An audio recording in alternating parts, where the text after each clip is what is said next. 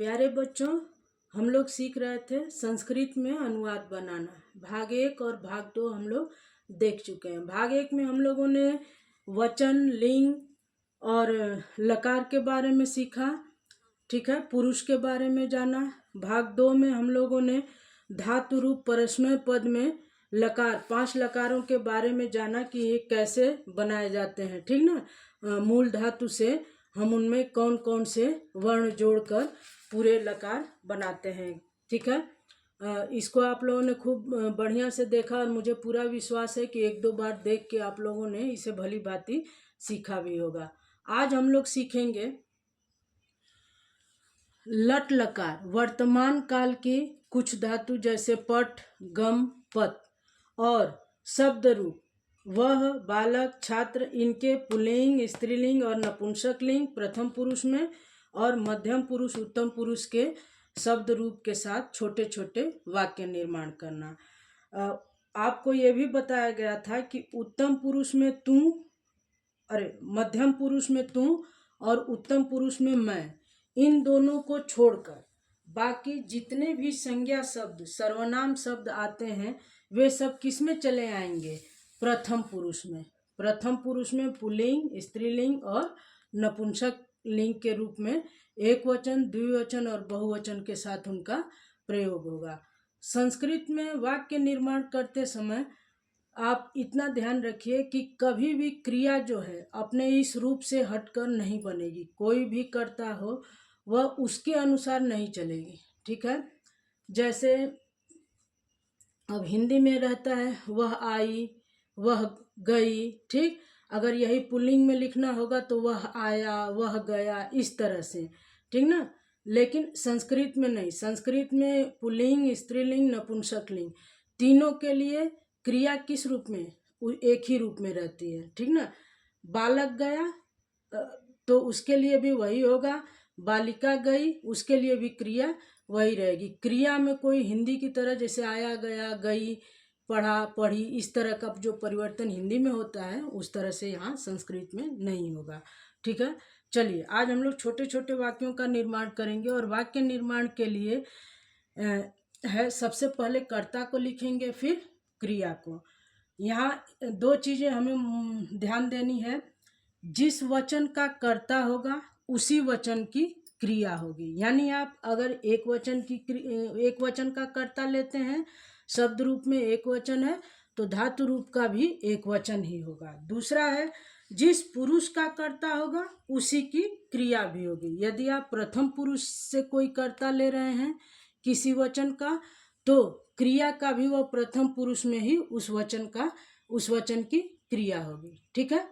जैसे वह, हाँ यहाँ देखिए पुल्लिंग के कुछ शब्द हैं। जैसे एक शब्द है तद, तद माने वह, सह वह। जैसे इंग्लिश में आप लोग बोलते हैं वह के लिए ही, यदि स्त्रीलिंग है तो उसके लिए शी, नपुंसक लिंग के लिए इट। तो उसी तरह संस्कृत में भी है सह, सा, तत्, ठीक है। सह माने वह किसी पुरुष जाति के लिए, सा स्त्री जाति के लिए और तत् नपुंसक लिंग के लिए। उस दिन लिंग बताते समय आप लोगों को यह बताया गया था कि नपुंसक लिंग क्या है, जिसे ना तो आप स्त्री में गिन सकते हैं ना तो पुरुष में, और ये प्रायः क्या होता है, कुछ निर्जीव वस्तुओं के लिए इनका उपयोग किया जाता है ना। तो पुल्लिंग शब्द पुरुष जाति का बोध कराते हैं, स्त्रीलिंग शब्द स्त्री जाति का बोध कराते हैं। अब हम लेते हैं जैसे वह पढ़ता है, सह पठति। वह क्या है, एक वचन का, प्रथम पुरुष के एक वचन का शब्द है तो इसकी क्रिया क्या हो जाएगी, प्रथम पुरुष एक वचन की, पठति। सह पठति, वह दोनों पढ़ते हैं। दोनों वैसे लिखा नहीं होगा, जैसे किसी चित्र को देख के या किसी 2 लोगों को देख के यदि हमें बोलना हो कि वह पढ़ते हैं तो वो हो जाएगा, द्विवचन है तो तौ पठतः, तौ पठतः, वह पढ़ते हैं या वे पढ़ते हैं। 2 लोगों के लिए अगर है तो हो जाएगा तौ पठतः। वे पढ़ते हैं, वे पढ़ते हैं माने बहुत से लोग हैं, या जब भी संस्कृत में 2 से अधिक लोग हुए, 3 हुए, 3 से अधिक हुए, तो बहुवचन में गिने जाते हैं। ठीक है, वे पढ़ते हैं, तो इसका हो जाएगा बहुवचन का कर्ता प्रथम पुरुष का, और प्रथम पुरुष का ही बहुवचन की क्रिया रहेगी, ते पठन्ति। ठीक है, इसको जरा से हम लोग एक थोड़ा रोचक तरीके से देखते हैं।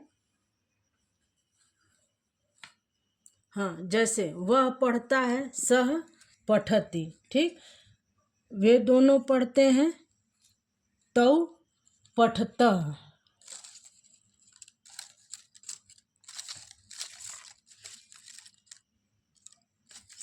तौ पठतः। ठीक, वे पढ़ते हैं, ते पठन्ति। ठीक है, इस तरह से। अब प्रथम पुरुष का कर्ता पुल्लिंग, स्त्रीलिंग और नपुंसक लिंग में हमने देखा। ठीक है, नपुंसक लिंग में थोड़ा सा एक देख लेते हैं। जैसे वह गिरता है, वह गिरता है, तत् पतति। पतति माने गिरना। ठीक, वह गिरता है, तत् पतति।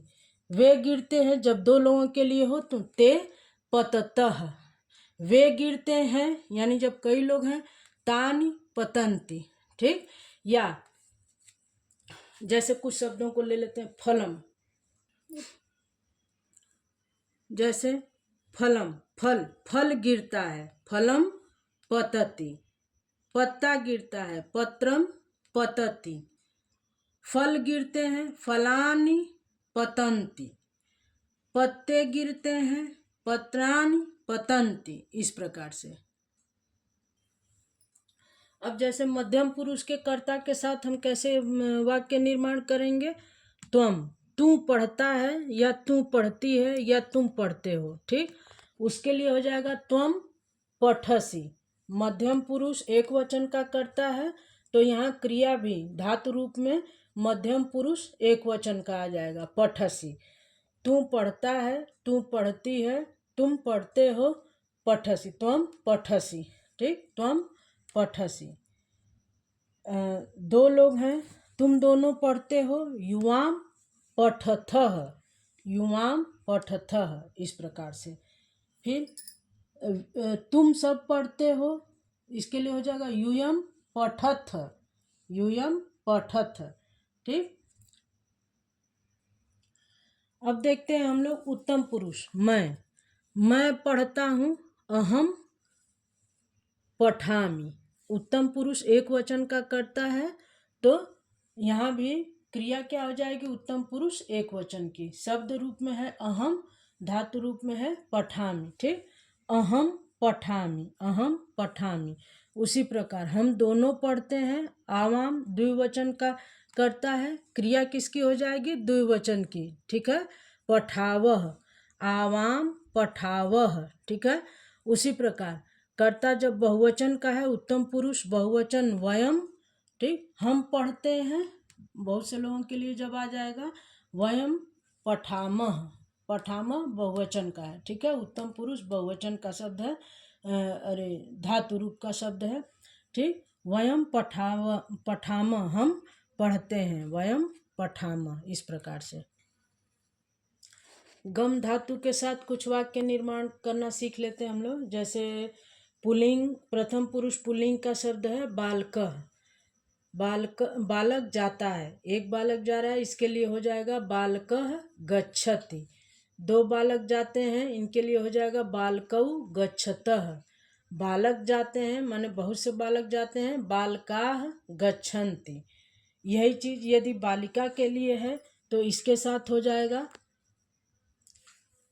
स्त्रीलिंग। प्रथम पुरुष स्त्रीलिंग का शब्द है बालिका। बालिका जाती है, बालिका गच्छति। 2 बालिकाएं जाती हैं, उसके लिए हो जाएगा बालिके गच्छतः।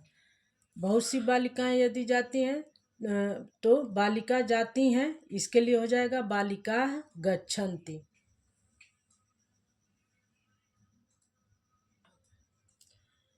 ये एक छोटा सा TLM बनाने का मैंने प्रयास किया, क्योंकि ये इस तरह कुछ रोचक तरीके से यदि बच्चों के सामने कुछ चीज़ें रखी जाए तो वो उसे सीखने में रुचि लेते हैं। क्योंकि संस्कृत का जैसे इंग्लिश ट्रांसलेशन सीखने में तो सबको बड़ा आनंद आता है, लेकिन संस्कृत पे कोई बहुत विशेष ध्यान नहीं देना चाह रहा है। तो इसके लिए हमारा ये प्रयास है कि कुछ इस तरह से कार्ड्स के रूप में कुछ जमीन पर, मैट पर या टेबल पर रख दिए जाएं और उनसे वाक्य देकर बच्चों से कहा जाए कि बच्चों इन शब्दों की, इन कार्ड्स की सहायता से आप जरा ये वाक्य बनाइए। तो कुछ खोजने और बनाने की जो उनकी ललक होती है, उस हिसाब से बच्चे उसके लिए प्रयास करते हैं, है ना। तो उन्हें थोड़ा सा ये रोचक लगेगा और संभवतः वह संस्कृत वाक्य निर्माण करने में रुचि लेंगे और सीखेंगे। इसी उद्देश्य से मैंने ये इस तरह का टीएलएम बनाने का प्रयास किया है। तो आशा है कि आप सभी बच्चे इसको सीखेंगे और एक बार इस वीडियो को पूरा दोहरा भी लेंगे, ठीक है। कोई भी चीज़ बेटा केवल एक बार देख लेने से या सुन लेने से नहीं आती है, ठीक ना। तो आप कोशिश करेंगे कि आप इसे एक बार देखें, 2 बार देखें, 3 बार देखें, तब जाके कुछ चीज़ें जो हैं वो स्पष्ट होती हैं और आप उसे सीख पाते हैं, ठीक है। ये प्रथम आपको पुस्तक में जो कॉलम मिलता है उसमें एक छोटा सा ही बक्सा होता है और उसमें कोई एक शब्द देकर ही आपसे आगे का सिखाया जाता है। लेकिन हमने ये इतना बड़ा इसलिए बनाया कि आप एक ही साथ पुल्लिंग, स्त्रीलिंग और नपुंसक लिंग के कुछ शब्दों के साथ धातु रूप जोड़कर वाक्य निर्माण करना सीख सकें। जैसे पुल्लिंग का वह, बालक, छात्र, ठीक, इन शब्दों को लेके स्त्रीलिंग का वह जो बालिका के लिए है, मतलब स्त्रीलिंग में है वह, फिर बालिका, छात्रा, और नपुंसक लिंग में तत्, फलम, पत्रम। इस तरह से उसके एक वचन, द्विवचन और बहुवचन के साथ हम लोग पठति, गच्छति और पतति यानी पठ, गम और पत धातु रूप के साथ छोटे छोटे वाक्य निर्माण करने का प्रयास किए हैं। एक बार आप पुनः इसको देखिएगा, संभवतः समझ में जरूर आ जाए।